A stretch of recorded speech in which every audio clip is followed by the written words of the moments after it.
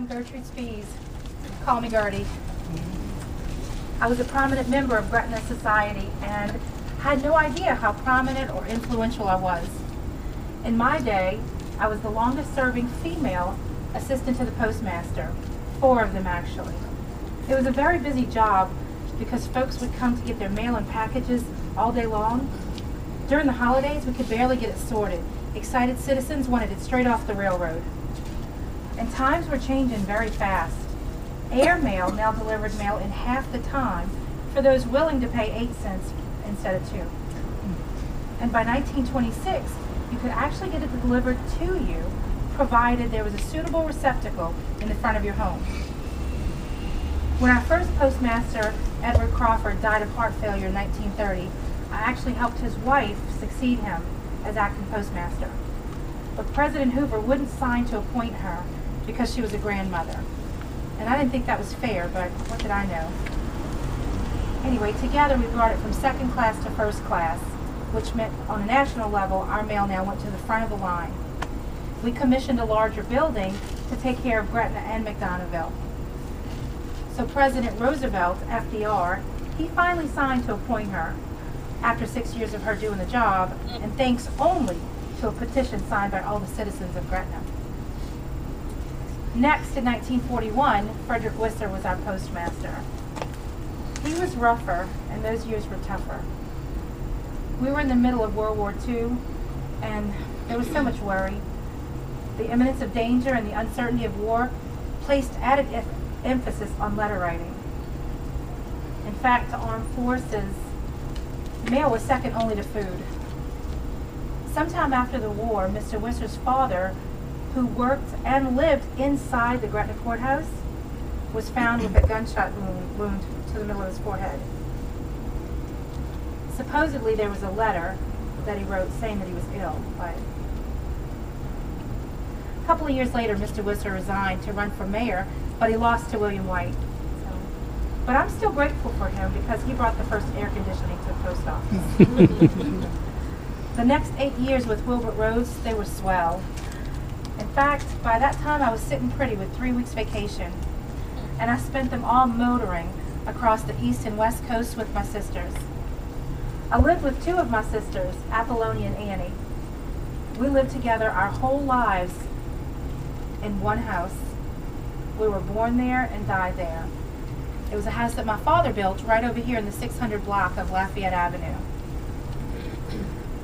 My father had 1 son and 6 daughters, and he was so overprotective. We became that overprotective over each other and down 2 generations. I was the first of one of us 3 sisters to vote, and women didn't do that before 1920. I was the only one of us 3 to work, and I was the only one of us 3 to drive, and boy did I drive. In fact, the year after I retired, after 33 years, the Greater New Orleans Bridge opened. It took less than 4 years to build, and at its opening, it was the longest cantilever bridge in the whole world. It was a bit scary, but very exciting to motor across the Mississippi River to go and shop on the Grand Canal Street. The 3 of us, we were high society. We were invited to all of the largest showers and weddings and events in Gretna with high society, and we were often noted in the newspaper along with other debutantes of Gretna. Now later we became known as the Aunts, but I was the boss aunt, that's what they called me. I was in charge of everything. We did everything together, and we were close to nephews and nieces and great-nephews and nieces. Oftentimes the aunts would inquire references or do interviews for those in courtship. We were very particular on who they dated and married. We were also very religious. We went to St. Joseph's School and church, and we took care of the altar cloth. I just want to tell you one more thing, but can you get closer? I don't want to tell everyone. Just you. So I was the only one of us 3 to ever have a boyfriend once.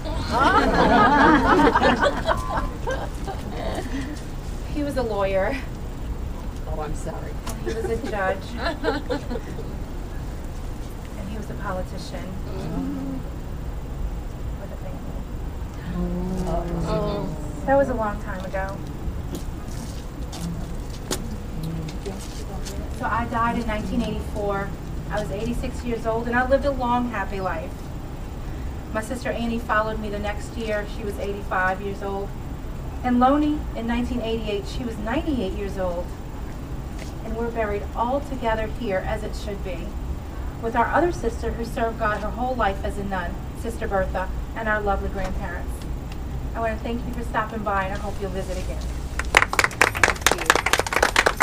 Ladies and gentlemen, Miss Gertrude Spies is portrayed by Lisa LaFrance, and this is her debut tonight with the Great job. Beautiful job. Thank you. And we hope that she is here for many more to come. So thank you. Thank you. We will